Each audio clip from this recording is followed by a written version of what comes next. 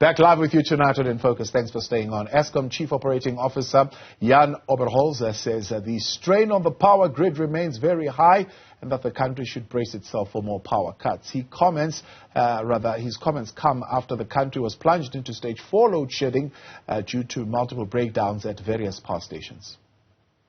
Now, the current situation as we speak is we have about 5,319 megawatts. It's just under 11% of capacity on planned outage, while the unplanned unavailability is just over 15,000. Very high, unacceptably high.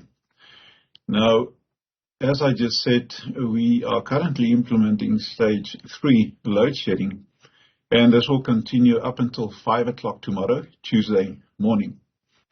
Now, from Tuesday morning, we will then implement stage 2 load shedding up until Friday night. So the outlook currently is up until 10 o'clock, depending on the emergencies, but this is the outlook currently.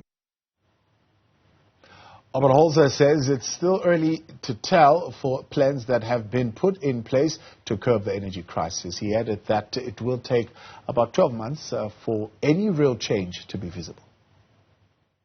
There's been a number of comments recently asking why we are still load shedding, since the presidential initiatives should have been delivered results by now.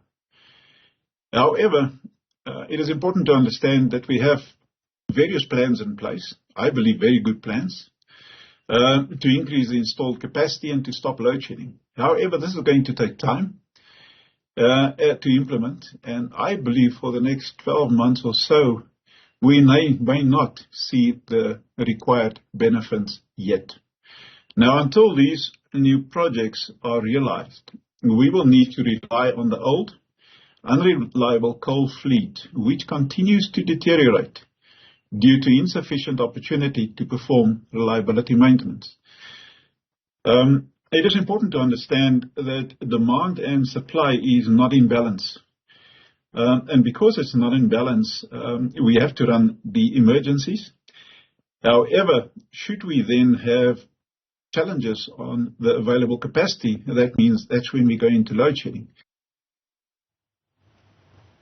For more reaction on the country's power challenges, we're joined now by Professor Mark Swilling. Prof, good evening and thank you very much for your time and joining us tonight here on In Focus. It feels as though this 12 months is a moving target. I think Andre de Ruyter, when he came in as the new CEO, he said 18 months. Now we are sitting in September of 2022 and they're telling us another 12 months. And I'm sure 12 months from now they'll say it'll still be with us for another 12 months. What is our current power system outlook actually telling us?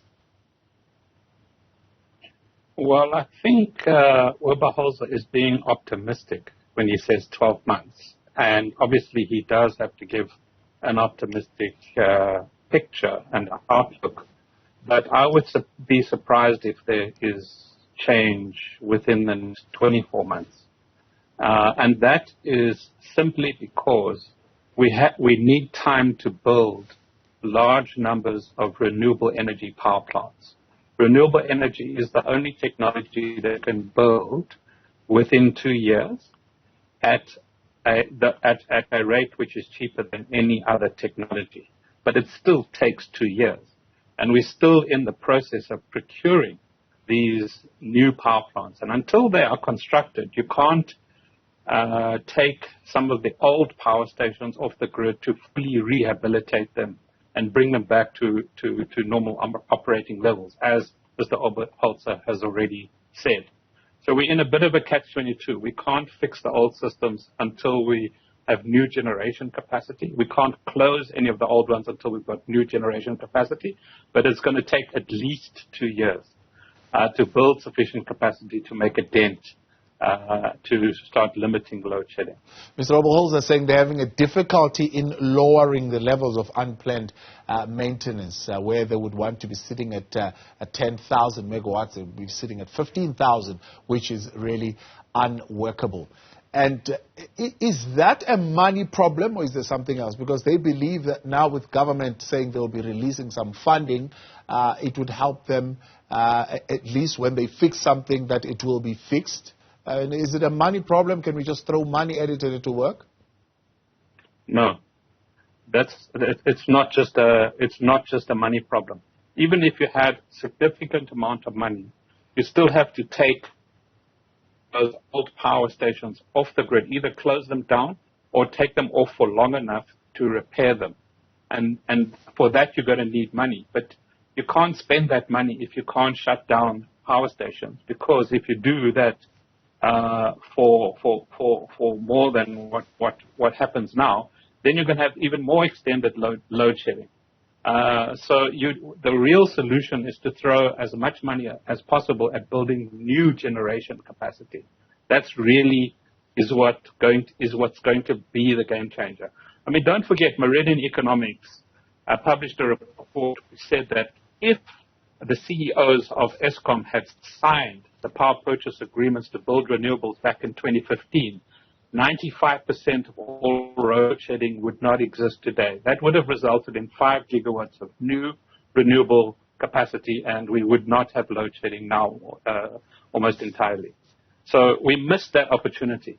But that wasn't a money issue. That was an ideological issue where we had CEOs who were under political instructions to favor nuclear and not support renewables. And now we live with the consequences. Speaking of nuclear, there's hope that the Newt 2 is now fixed and will come back to South Africa. I think they're saying around December or so. Will that bring any relief? It will if we can meet the deadline. And again, there's been a lot of optimistic views that we will be able to fix Kuberg. That's a moving target. And I'm a bit skeptical that it's going to work out. What we do know, it's costing a fortune. And nuclear is by far and away the most expensive option, and it takes the longest to build. So that's really not the future. And if really businesses are to survive, if the economic recovery plan is to work, will it work at all if, I suppose, those who can afford, homes who can, and businesses certainly who can, don't have solar PVs and battery systems installed at this time? Well, I mean, there are quite a number of stories now that this recent spate of load shedding has been the last straw for quite a number of mom-and-pop businesses. And that's greatly unfortunate. They're closing. It's costing us billions every day. We can't create the kinds of jobs. We can't talk about, we can't implement the just transition that we all talk about. The best thing that businesses and households can do, even poorer households, is become less dependent on the grid by investing more in renewables. And if you work out the numbers, it does work out as financially viable given the price increases of electricity over the next 5 years.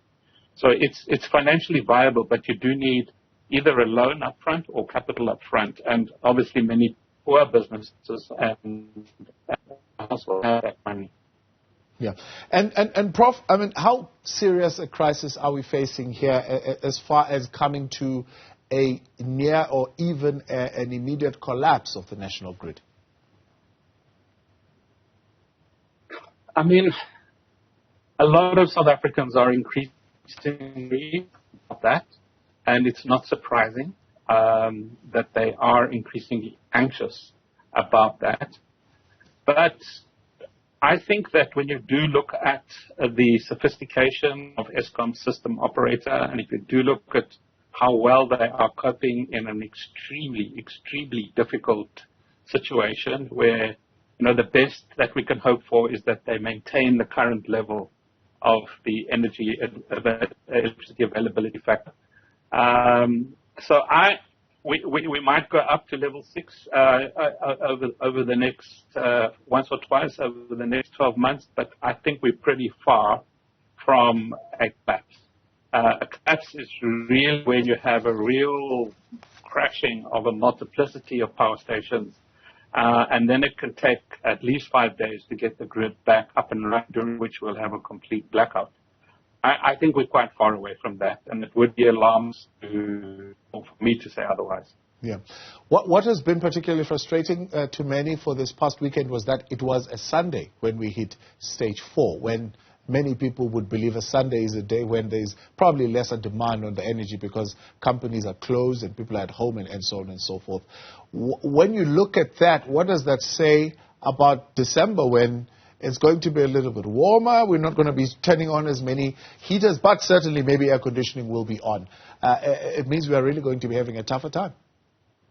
Yeah. Listen, I mean, despite the fact what Mr. Oberholzer said, where he says that there's a mismatch between demand and supply, the bottom line is Eskom has also said they don't know when any one of their older power stations, and even some of the new ones like Tutuka, which is one of the most inefficient and the most corrupt, when any of these power stations are going to actually trip over. So it's kind of unrelated to demand. Look at the numbers that he shared with you: 15,000 megawatts of unplanned closure or downtime. So that's not something that is directly correlated with demand. So it can happen on a Sunday, it can happen in December, and it's going to get worse because we have less and less space and time to do the proper maintenance, because we still haven't got the new generation capacity on the grid to make that possible. So they're keeping an old system going as best they can, and I really think we should compliment them rather than rubbish them for the job that they are doing under incredibly difficult circumstances. But they really don't know what's going to happen next. And that's that. Also, we're balancing on a knife edge, but I think at the same time we're in good hands. I don't think the system's going to crash. Yeah. Now, Prof, you've already given some advice to those who can, and those certainly can take advantage of some financing and be able to put this stuff in place. But what do you say for those who are unable, are not as fortunate? We know 2 million people lost their jobs, but I suppose they still need to be in a situation where they keep the lights on.